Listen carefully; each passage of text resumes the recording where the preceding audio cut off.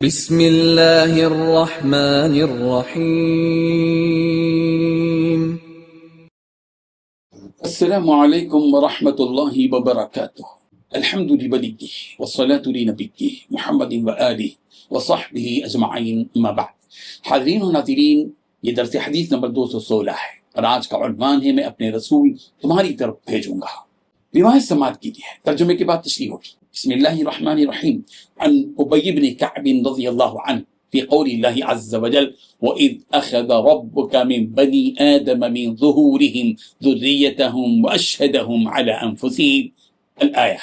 قال جمعهم وجعلهم أرواحا ثم صورهم فاستنطقهم فتكلموا ثم أخذ عليهم العهد والميثاق وأشهدهم على أنفسهم ألست بربكم قال فإني أشهد عليكم السماوات السبع والأرضين السبع وأشهد عليكم أباكم آدم عليه السلام أن تقولوا يوم القيامة لم نعلم بهذا اعلموا أنه لا إله غيري ولا رب غيري فلا تشركوا بي شيئا وإني سأرسل إليكم رسلي يذكرونكم عهدي وميثاقي وأنزل عليكم كتبي قالوا شهدنا بأنك ربنا وإلهنا لا رب لنا غيرك فأقروا بذلك ورفع عليهم آدم ينظر إليهم فرأى الغني والفقير وحسن الصورة ودون ذلك فقال ربي لولا سويت بين عبادك قال إني أحببت أن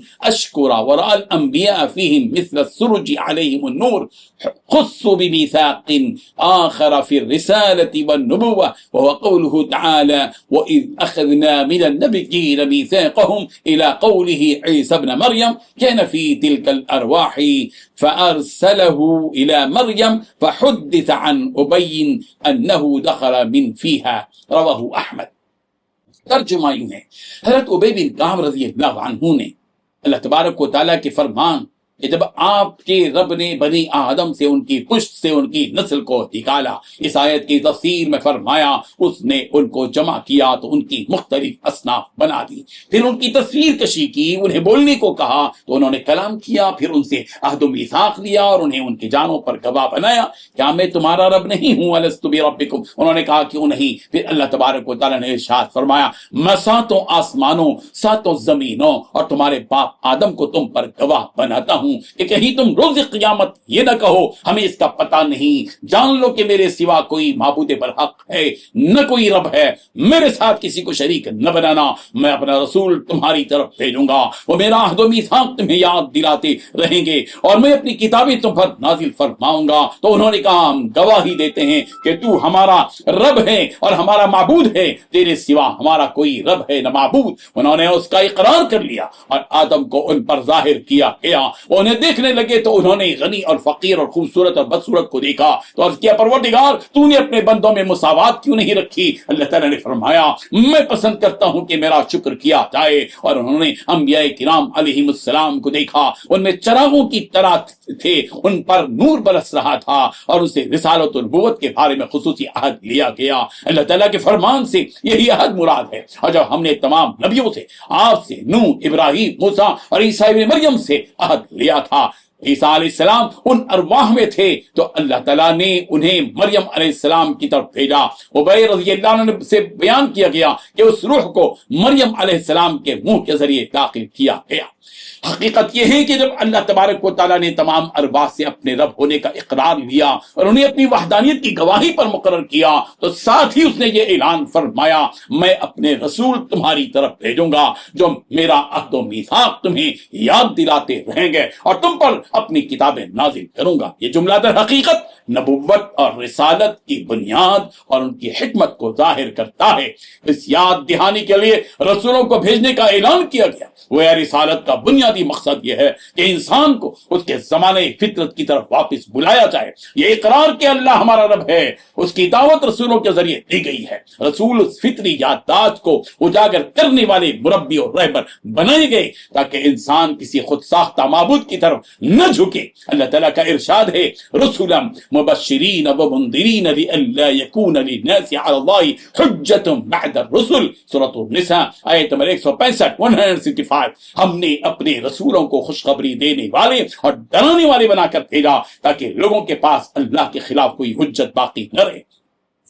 इस आयत की रोशनी में हजरत उबई बिन काब रज़ियल्लाहु अन्हु का बयान बिल्कुल कुरान के आयन मुताबिक है। अल्लाह ताला ने अरवाह से किए गए अहद की याद दिहानी के लिए अंबिया को मबूस किया और अंबिया की ये बिअसत फितरत इंसानी की तायीद है। हजरत उबई बिन काब रज़ियल्लाहु अन्हु फरमाते हैं कि अल्लाह ताला ने अंबिया किराम अलैहिमुस्सलाम से खुसूसी अहद लिया और कुरान ने उसकी तस्दीक इन अल्फाज में की, व इज़ अख़ज़ना मिनन नबिय्यीन मीसाक़हु मिनका व मिन नूह व इब्राहीम व मूसा व ईसा इब्न मरियम व अख़ज़ना मिनहुम मीसाक़न गलीज़ा। सूरह अहज़ाब आयत नंबर 7। और जब हमने नबियों से अहद लिया और आप से और नूह और इब्राहीम और मूसा और मरियम के बेटे ईसा से और उनसे हमने पक्का अहद लिया था। यह आयत नबूवत की अजमत, उसकी जिम्मेदारी और उसके तसलसल को जाहिर करती है। इस हदीस में अंबिया किराम अलैहिस्सलाम को चरागों की तरह नूरानी जाहिर किया गया, जिससे पता चलता है कि नबूवत इंसानियत के लिए रहनुमाई का चराग है और रिसालत जुल्मत में रोशनी और जिहालत में बसीरत अता करने का जरिया है। हज़रत ईसा अलैहिस्सलाम का जिक्र आया कि वो अरवाह में मौजूद थे, फिर अल्लाह तबारक व तआला ने उनकी रूह को मरियम अलैहिस्सलाम के जरिए जिस्म में दाखिल फरमाया। यह कुरान मजीद के उस बयान से मुताबिकत रखता है, फनफ़ख़ना फ़ीही मिन रूहिना, सूरत तहरीम आयत नंबर 12। फिर हमने उसमें अपनी तरफ से रूह फूंकी। ये वाज़ेह करता है कि नबूवत का इंतखाब अल्लाह तबारक व तआला की तरफ से है और हम ये सिलसिला नबूवत और रिसालत से मुताल्लिक़ हदीस बयान करते हुए चले जा रहे हैं। अल्लाह तबारक व तआला हमको तौफीक दे कि हम हदीस की इस खिदमत में जिंदगी लगाएं, अपनी तवानाई, अपनी सलाहियत को लगाएं जो परवरदिगार ने हमें अता फरमाई है और हमें उसकी कदर करने की तौफीक बख्शे। आमीन व आखिरु दावाना अनिल हम्दुलिल्लाहि रब्बिल आलमीन।